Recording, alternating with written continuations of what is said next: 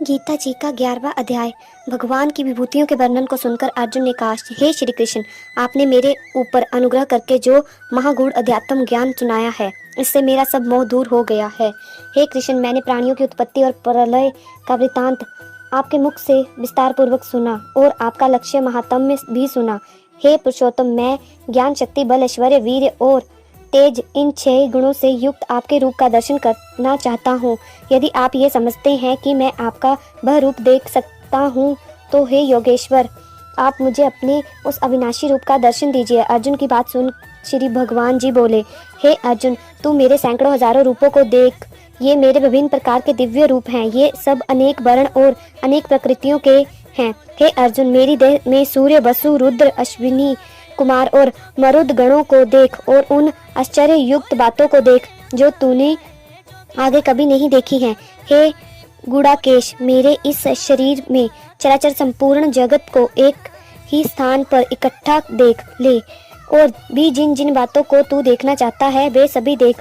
तू अपने इन नेत्रों से मुझको न देख सकेगा, इसलिए मैं तुझे दिव्य नेत्र देता हूँ। इनसे तू मेरे 6 गुण संपन्न रूप को देख। धृतराष्ट्र से संजय ने कहा, हे राजन, ऐसा कहकर महायोगेश्वर श्री कृष्ण ने अर्जुन को अपना परम ऐश्वर्य युक्त विराट रूप दिखाया।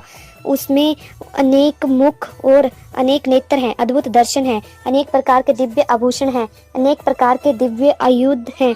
हे धृतराष्ट्र, वह दिव्य माला और दिव्य वस्त्रधारी हैं, अनेक प्रकार के चंदनादि सुगंधित पदार्थों से लिप्त हैं, अनेक प्रकार के आश्चर्य को उत्पन्न करने वाले प्रकाश युक्त और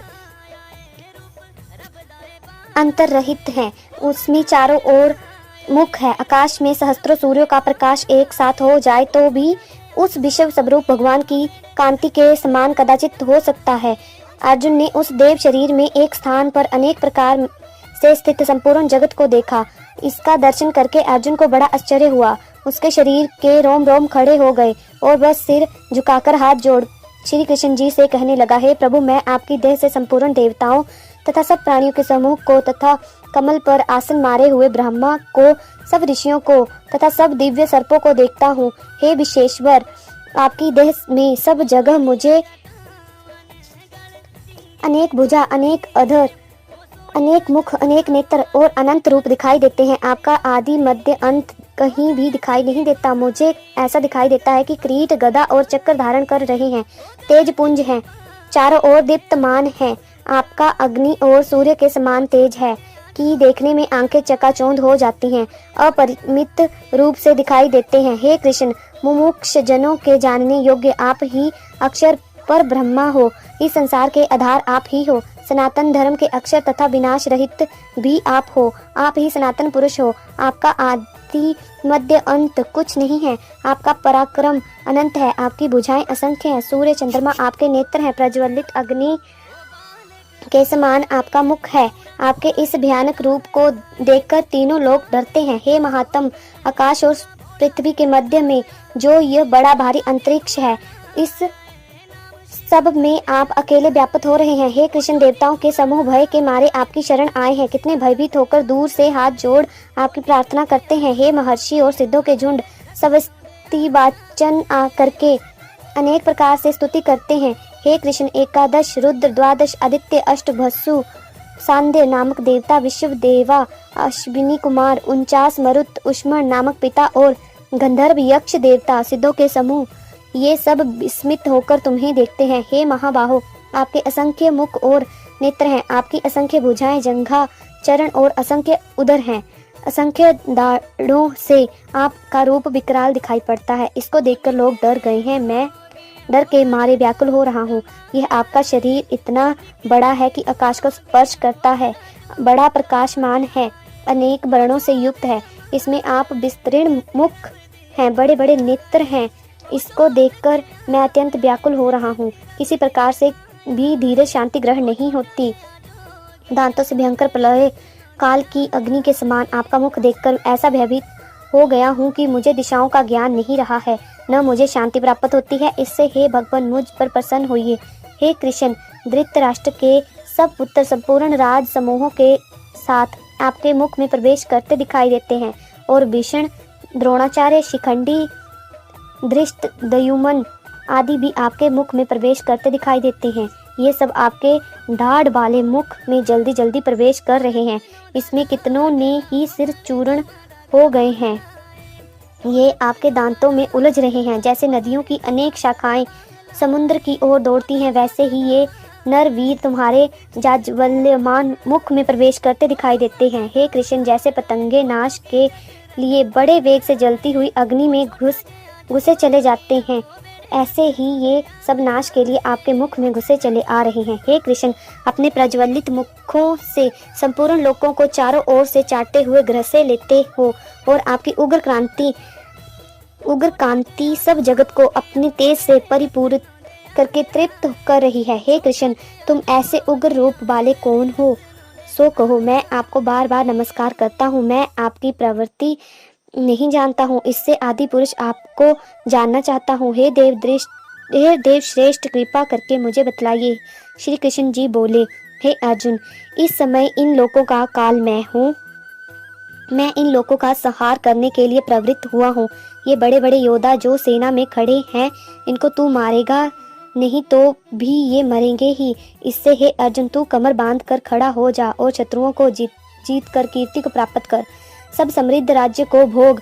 ये सब तो पहले ही मैंने मार रखे हैं। तू केवल निमित्त मात्र है। द्रोण, भीष्म, जयद्रथ, कर्ण आदि बड़े बड़े योद्धा मुझसे मारे हुए हैं। तू इनको मार दुखी होने की बात नहीं है। तू समर के शत्रुओं को अवश्य जीतेगा। संजय ने धृतराष्ट्र से कहा कि राजन केशव की ऐसी बातें सुनकर अर्जुन कांपने लगा और हाथ जोड़कर बार बार नमस्कार करने लगा। डर के मारे व्याकुल होकर नमस्कार का गदगद वाणी से श्री कृष्ण जी से कहने लगा, हे ऋषिकेश, आपका प्रभाव अति अद्भुत और कीर्ति अतुलनीय है। इसी से ये सब जगत हर्षित होता है। आप में अनुराग करता हूँ। राक्षस भयभीत होकर दिशाओं में भागे फिरते हैं। सिद्धों के समूह आपको नमस्कार करते हैं। हे महात्म, हे अनंत, हे द्वेष जग निवास, तुमको सब लोग नमस्कार क्यों न करें, क्योंकि आप तो ब्रह्मा से भी बड़े और सब के आदि करता है तथा सत असत के मूल कारण अर्थात अविनाशी हैं। इससे सब का आपको नमस्कार करना योग्य ही है। हे कृष्ण, आप आदि देव और पुरातन पुरुष हो। इस संपूर्ण सृष्टि के लिए स्थान हो, संपूर्ण विश्व के ज्ञाता हो। जो कुछ जानने योग्य वस्तु है आप ही हो। मुनियों के परम धाम आप ही हो। ये संपूर्ण विश्व आपके अनंत रूप से व्याप्त है। हे कृष्ण, वायु, यम, अग्नि, वरुण, चंद्रमा, ब्रह्मा और ब्रह्मा के पितामह भी आप ही हैं। इससे आपको हजारों बार नमस्कार है। हे सर्वेश्वर, आपको सम्मुख से नमस्कार है तथा पीछे से नमस्कार है, चारों ओर से नमस्कार है। आप अनंत वीर और अनंत पराक्रम से युक्त हो, सब में व्यापक हो, इसी से आप सर्व हो। मैं आपको अपना सखा जानकर जो आपसे हे यादव, हे कृष्ण, हे सखा यह डिठाई से कहा करता था, सो मैं आपकी महिमा को नहीं जानता था। अब यह मेरा बड़ा प्रमाद था, अथवा स्नेह के वशीभूत हो मैं ऐसा कहा करता था। हे अच्युत, खेलने, सोने, बैठने व भोजन करने के समय एकांत में या बहुत लोगों के सम्मुख जो मैंने आपकी हंसी की है और इस प्रकार की हंसी से आपका अनादर किया है, सो मैं क्षमा मांगता हूँ। आपका प्रभाव अप्रेमय है। हे प्रभावशालीन, आप इस चराचर जगत के पालन करता, पिता, पूज्य और महान आप ही गुरु हो। तीनों लोक में आपके बराबर कोई नहीं है, फिर अधिक कोई कैसे हो सकता है। हे कृष्ण, आप ईश्वर हो, स्तुति के योग्य हो। मैं आपको साष्टांग दंडवत करता हूँ, मुझ पर प्रसन्न होइए। हे देव, मेरे अपराधों को सहन कर ऐसे क्षमा कर सकते हैं जैसे पिता पुत्र के, मित्र के और पति पत्नी के अपराधों को सहन करता है। हे कृष्ण, आपका अद्भुत रूप पहले कभी नहीं देखा था। इस अद्भुत रूप को देखकर मेरा मन बड़ा हर्षित हुआ है और भय के मारे मेरा मन व्याकुल हो रहा है। आप मुझको वही अपना पहला रूप दिखाइए। हे देवेश, हे जग निवास, आप मुझ पर प्रसन्न हो। हे विषव मूर्ते, मैं आपका वही किरीट मुकुट युक्त गदाधारी रूप देखना चाहता हूँ, इसलिए वही पहले के समान चतुर्भुजी रूप धारण कर लीजिए। ये सुनकर श्री भगवान बोले, हे अर्जुन, मेरा यह तेजोमय रूप अनंत और आदि रूप है। इसको तेरे सिवा अब तक किसी ने नहीं देखा है। तुझ पर अत्यंत प्रसन्न होकर मैंने आत्मयोग से तुझे दिखाया है। हे कुरुश्रेष्ठ, जो कोई 4 वेद पढ़े, यज्ञ, साधन, दान, अग्निहोत्रादि कर्म तथा उग्र तप करके देखना चाहे तो भी नहीं देख सकता। हे अर्जुन, मेरे इस घोर रूप को देखकर तू क्यों व्यथित होता है? व्याकुल मत हो, अपनी मूर्ता को देख और निडर होकर प्रसन्न चित्त से मेरे इस पहले रूप को फिर देख। संजय ने कहा, हे धृतराष्ट्र, श्री कृष्ण जी ने यह कहकर अपना चतुर्भुज रूप फिर दिखाया और डरे हुए अर्जुन को ढांढस दिया। तब अर्जुन ने कहा, हे जनार्दन, आपका यह शांत मनुष्य रूप देखकर मैं अब सावधान हो गया हूँ और अब मेरा चित्त शांत हो गया है, सब भय से निवृत्त हो गया हूँ। श्री कृष्ण बोले, हे कोतय, तूने मेरा यह रूप देखा है, उसको देखने को देवता भी तरसते हैं। हे परंतप, मेरा जो ऐसा महान रूप है, इसको मनुष्य अन्याय भक्ति से जान सकते हैं, देख सकते हैं और तत्व ज्ञान से इसमें लीन हो सकते हैं। हे अर्जुन, जो कोई मनुष्य मेरी ही प्रीति के लिए लौकिक और वैदिक कर्म करते हैं, मुझको अपना पुरुषार्थ मानते हैं, मुझ में भक्ति रखते हैं, सब संसारिक विषयों से मुख मोड़ चुके हैं और संपूर्ण प्राणी मात्र से बैर छोड़ प्रीति रखते हैं, वे ही मुझको प्राप्त हो सकते हैं। जय श्री कृष्ण महाराज। गीता जी के 11वें अध्याय का महात्म्य। श्री भगवान जी बोले, हे लक्ष्मी जी, अब 11वें अध्याय का महात्म्य सुनो। एक तुंगभद्र नामक नगर था, जिसके राजा का नाम सुखानंद था। वहाँ एक ब्राह्मण बड़ा धनवान विद्वान पंडित रहता था और नित्य ही लक्ष्मी नारायण जी के मंदिर में गीता जी के 11वें अध्याय का पाठ किया करता था और राजा भी यहाँ नित्य लक्ष्मी नारायण की सेवा करता था और पाठ भी नित्य सुनता था। एक दिन कुछ संत तीर्थ यात्रा करते करते उस नगर में पहुँचे। राजा ने सम्मान सहित संतों को टिकाया और भोजन कराया। भोजन करके संत बहुत प्रसन्न हुए। प्रातःकाल राजा अपने पुत्र और मित्रों सहित उनके दर्शन को गया और संतों के महंत जी से धर्म की बातचीत करने लगा और राजा का पुत्र वहाँ खेलने लगा। वहाँ प्रेत रहता था। उस प्रेत ने राजा के पुत्र को मार डाला। चाकरों ने राजा को इस बात की खबर की।